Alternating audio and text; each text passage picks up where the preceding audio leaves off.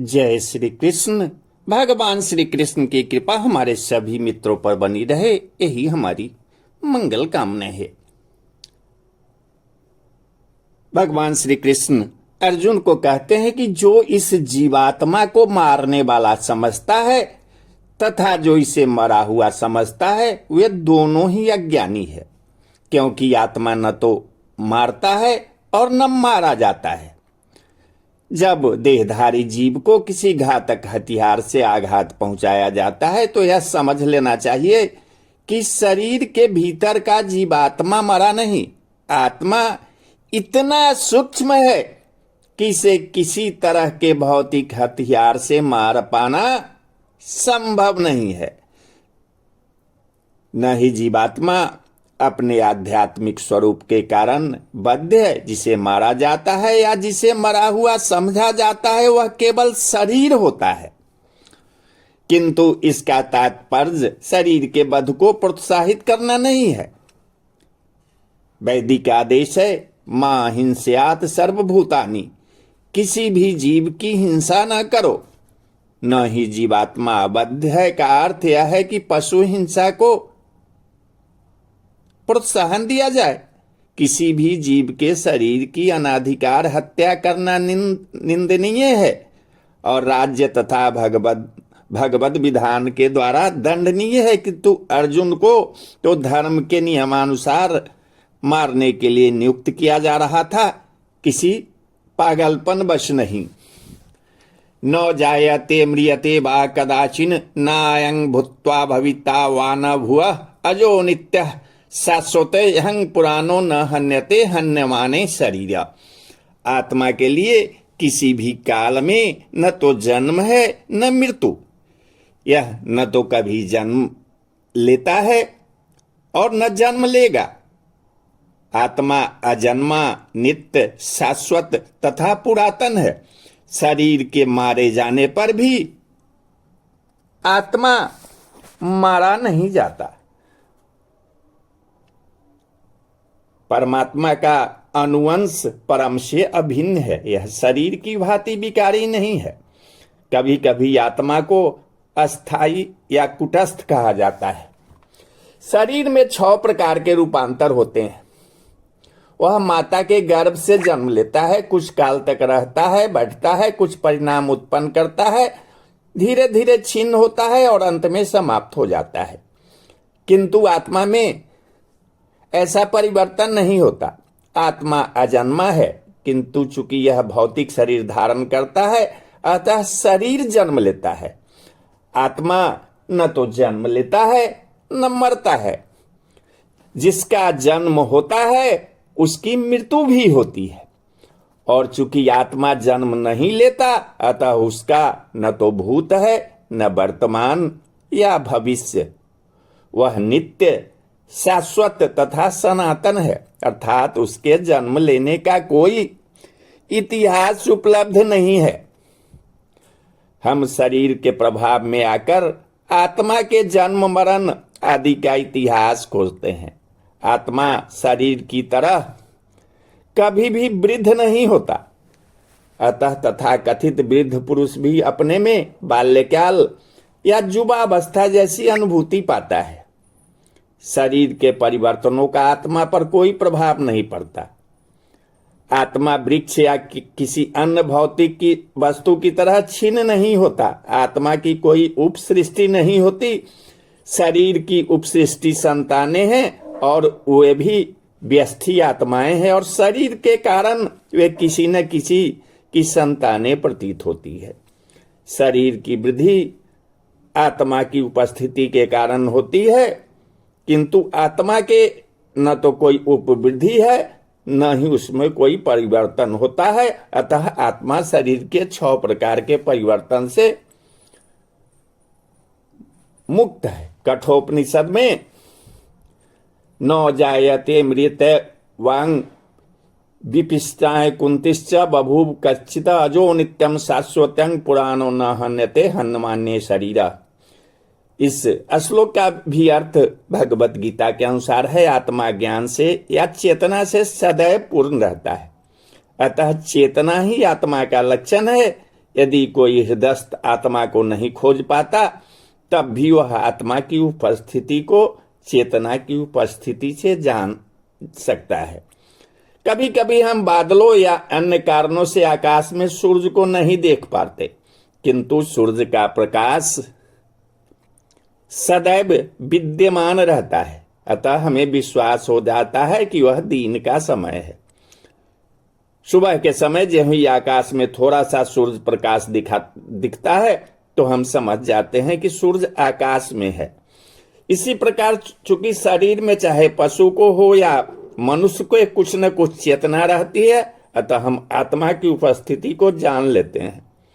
किंतु जीव की यह चेतना परमेश्वर की चेतना से भिन्न है, क्योंकि परम चेतना तो सर्वज्ञ है, भूत वर्तमान तथा भविष्य के ज्ञान से पूर्ण। व्यष्टि जीव की चेतना विस्मरणशील है। जब वह अपने वास्तविक स्वरूप को भूल जाता है तो उसे कृष्ण के उपदेशों से शिक्षा तथा प्रकाश और बोध प्राप्त होता है। किंतु कृष्ण विस्मरणशील जीव नहीं है। यदि वे ऐसे होते तो उनके द्वारा दिए गए भगवत गीता के उपदेश व्यर्थ न होते। आत्मा के दो प्रकार हैं, एक तो अनुआत्मा, दूसरा विभू आत्मा। कठोपनिषद में कहा गया है कि परमात्मा तथा अनुआत्मा दोनों शरीर रूपी उसी वृक्ष में जीव के हृदय में विद्यमान है। इनमें से जो समस्त इच्छाओं तथा शोकों से मुक्त हो चुका है, वही भगवत कृपा से आत्मा की महिमा को समझ सकता है। कृष्ण परमात्मा के भी उद्गम है और अर्जुन अनुआत्मा के समान है, जो अपने वास्तविक स्वरूप को भूल गया है। अतः उसे कृष्ण द्वारा या उनके प्रामाणिक प्रतिनिधि गुरु द्वारा प्रबुद्ध किए जाने की आवश्यकता है। वेदा विनाशिनं नित्यं यनमज अव्यम कयं सह पुरुषः पार्थं क पात्यति हंतिकम। हे पार्थ, जो व्यक्ति यह जानता है कि आत्मा अविनाशी, अजन्मा, शाश्वत तथा अव्यय है, वह भला किसी को कैसे मार सकता है या मरवा सकता है। प्रत्येक वस्तु की समुचित उपयोगिता होती है और जो ज्ञानी होता है वह जानता है कि किसी वस्तु का कहाँ और कैसे प्रयोग किया जाए। इसी प्रकार हिंसा की भी अपनी उपयोगिता है और इसका उपयोग इसे जानने वाले पर निर्भर करता है। यद्यपि हत्या करने वाले व्यक्ति को न्याय संहिता के अनुसार प्राण दंड दिया जाता है, किंतु न्यायाधीश को दोषी नहीं ठहराया जा सकता, क्योंकि वह न्याय संहिता के अनुसार ही दूसरे व्यक्ति पर हिंसा किए जाने का आदेश देता है।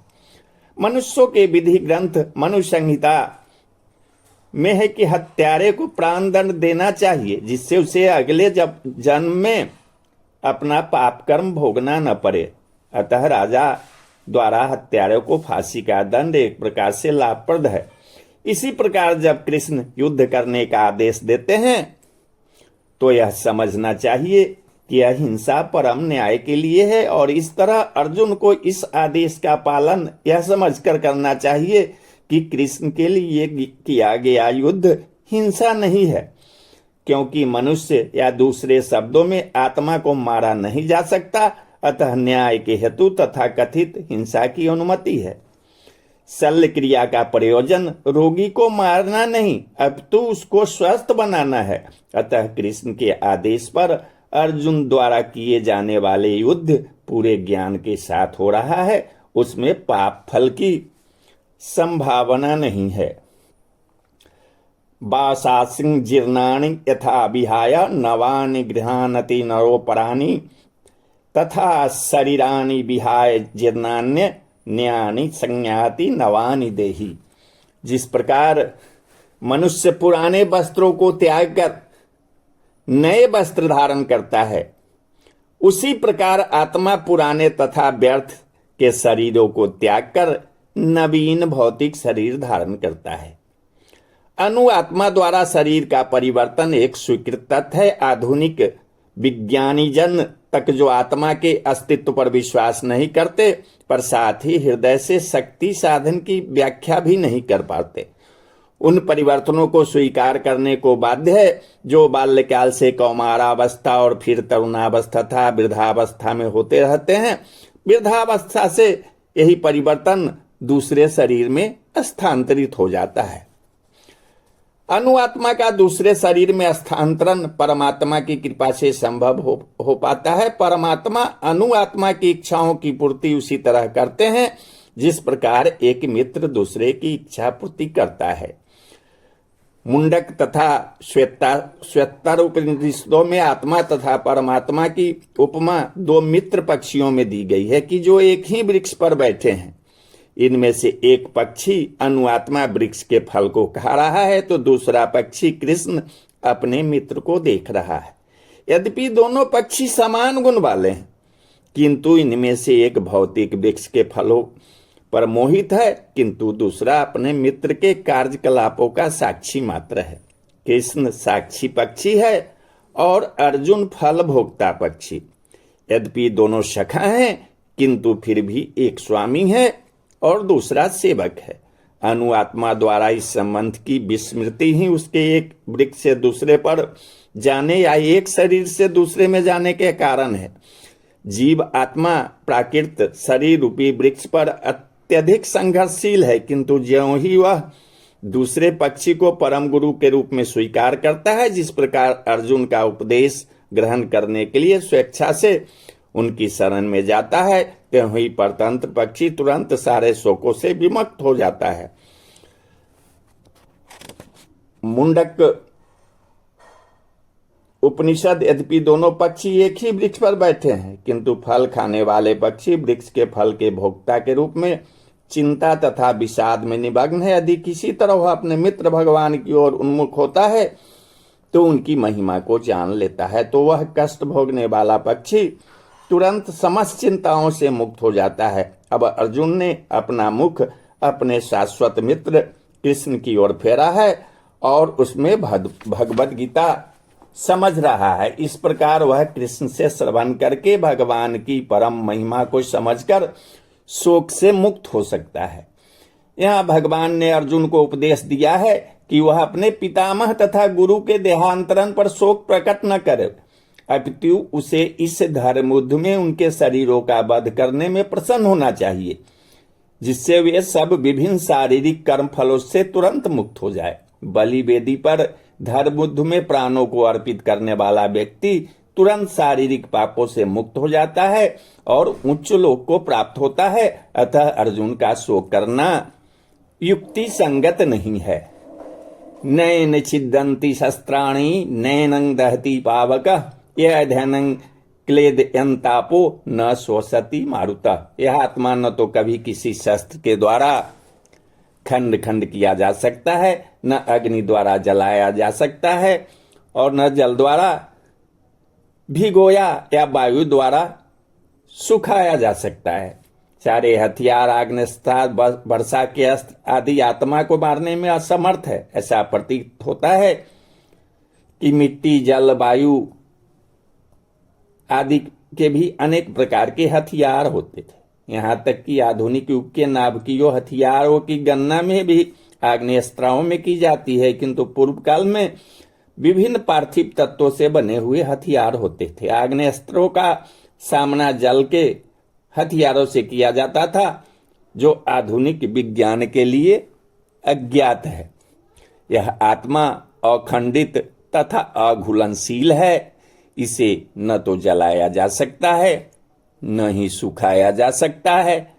यह शाश्वत, सर्वव्यापी, अविकारी, स्थिर तथा सदैव एक सा रहने वाला है। यह आत्मा अव्यक्त, अकल्पनीय तथा अपरिवर्तनीय कहा जाता है। यह जानकर